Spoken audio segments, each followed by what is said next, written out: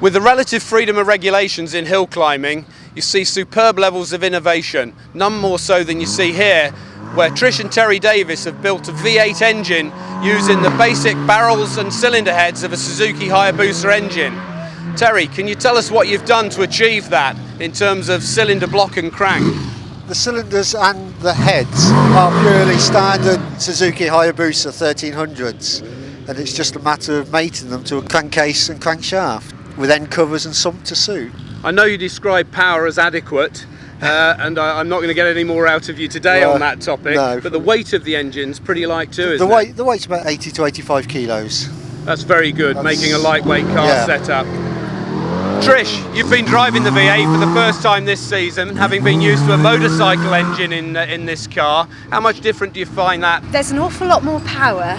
I have to say, I thought it would be harder to drive with that power, but the car is so drivable. The power comes in beautifully. There's no sudden burst of power that catches you unawares, and it really is a lovely car to drive. I'm so proud of Terry for what he has done. I'm certainly very impressed by what Terry's done here, that's for sure. Watching the car off the line this morning, it really looks smooth and drivable, and that in a hill climb car is very important, so great achievement. Yeah, I mean, you can have as much power as you like, but if you can't get that down to the wheels and actually on the track, you're not going to go anywhere. And with this car, the power just delivers so beautifully, and you're away. Oh, fantastic. Now I know, Terry, that you've built another engine, a 2-litre engine. This is 2.6, using Yamaha R1 parts. Is that on the test bed yet? No, that's just being final machining now. That one is a fully tuned engine right from the start. So it's fantastic, and I really look forward to seeing those out in competition, and really wish you the best of luck with the project. Really innovative. Great. So after struggling to qualify, Roger Moran comes to the line to open round 11 of the British Championship. In the true spirit of hill climbing, the Gould is now running on wheels and tyres loaned by fellow competitor Rob Turnbull. The switch pays off as Moran launches off the start and hurtles up the rise into Hall. Darting through the left-hander, he balances the car on the throttle through the long loggerhead sweeper and down into Fletcher's Dello. Tight exit from Fletcher's and into the downhill chute to Triangle.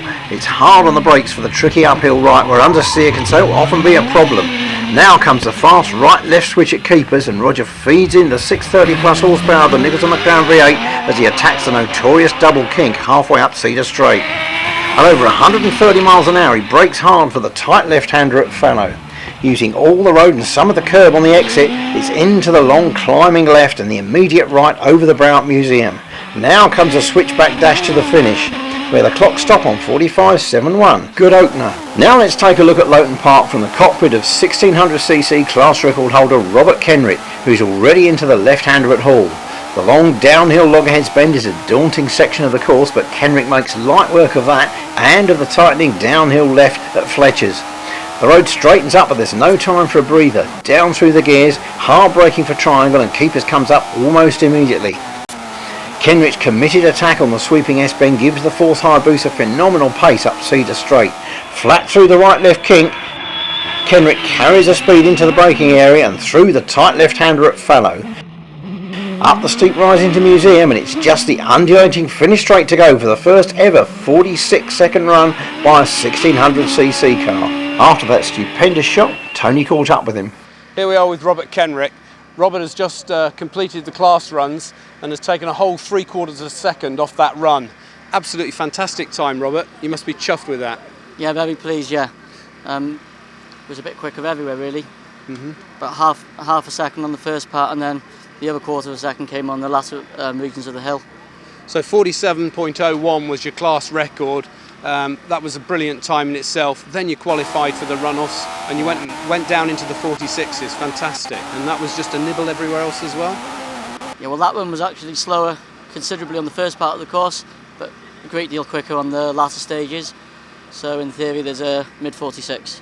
That would be very impressive from a 1600 car, Robert. Absolutely remarkable to get it there. Yeah. Well, we'll look forward to it this afternoon, and we really do hope that you get down into that mid-46. Okay, thank you very much. Thank you. Cheers. Okay. British Championship leader Scott Moran brings the Gould V8 to the line. He knows Loton well. It's his local hill and he's already taken several outright wins here. Now he has his sights set on former champion Adam Fleetwood's 4-year-old hill record, which stands at 44.90 seconds. It's the best launch so far from the 32-year-old, and the Gould NME V8 rockets up into Hall Bend. A good clean exit and the car barrels into loggerheads, picking up a front wheel as Scott dives into Fletcher's, flicking a marker post on the apex. Quickest of the triangle split, he almost gets caught out by understeer but kills the slide, dives into keepers, and with a staggeringly quick clean exit gets the power down up Cedar Straight.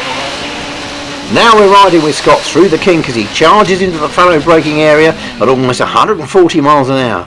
Power sliding through the bend, he heads for Museum, keeps it tight, and now it's full bore to the finish, crossing the line in 44.56 seconds, a new outright Loton Park record. Josh Goodyear now comes to the line in a 4-litre Pilbeam Judd. Another of the men on form this year. He finished second in the closing runoff at Harewood last month and fourth at Gersten Down just a fortnight later. It clearly means business here at Loton too. Sliding the Torquay V8 out of Hall under full power, he launches the big car into loggerheads. This time he's much neater through Fletcher's. It pays off too. He's only 100th of a second slower than Scott Moran to the split clocks at Triangle. He's quick through keepers and really gets the power down early for the blast up Cedar Straight. So dominant on the hills in the past, the Pilbeam mark has now been almost totally replaced by cars from David and Sean Gould's Newbury-based company. Goodyear still flies the Pilbeam flag in the fastest surviving example, carrying the momentum into Loton's tricky closing section. Could this be a challenge to Moran's record? Not quite, but at 45.04 it's good enough for second place. 9th overall in last year's championship, Derek Young comes to Loton level with Basil Pitt at 8th place on this season's table. The 4-litre X-Tech Judd V8 in his ex-Graham White Jr. Gould chassis has run green bioethanol fuel during the early part of the season, but with power the ultimate objective, Young has now reverted to the original methanol setup.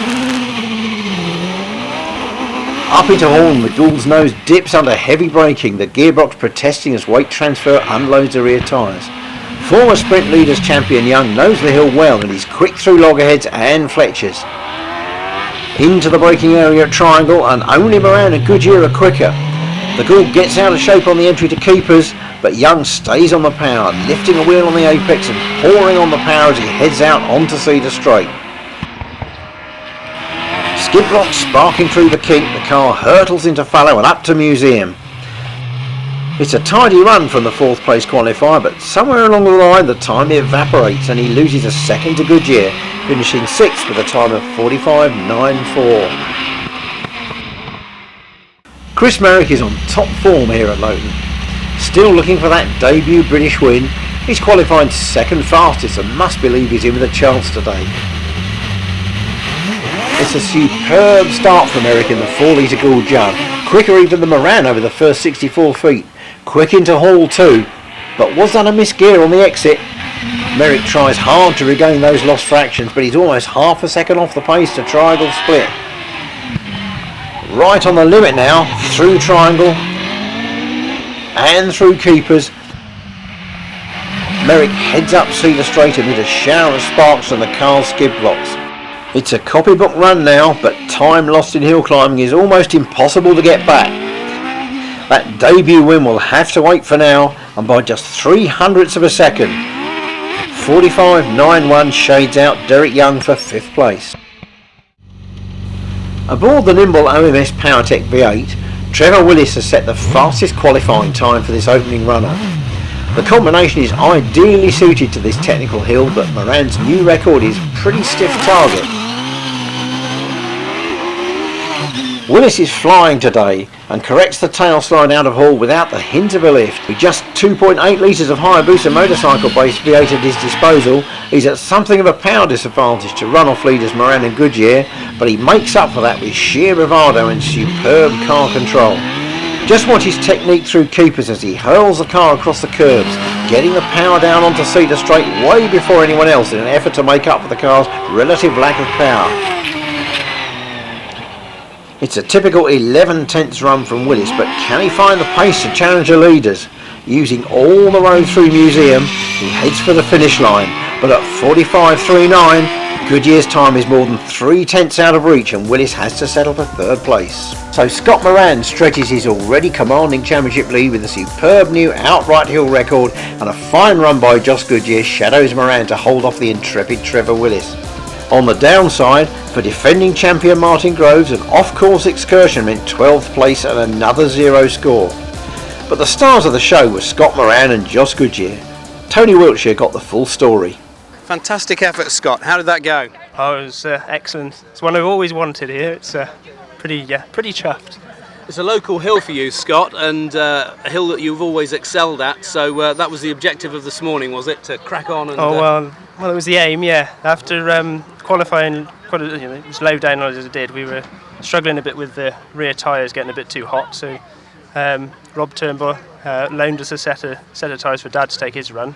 They were better than ours, so I had a good set to put on for mine, and it worked. Well, winning the first round of the day, a great achievement, but the second round's in your eyesight now as well, I guess. That'd be nice. If Martin gets up to the top properly, he might have something to say about that, but we'll do our best to see what we can do a bit later. Yeah, I was surprised Martin got back on it so hard after seeing the little off that he had, I must admit, but you're right, there's some serious challenges to come. He'll be there. Enjoy a light lunch and let you get focused for the afternoon. Thanks, Tony. Well done. Thank you.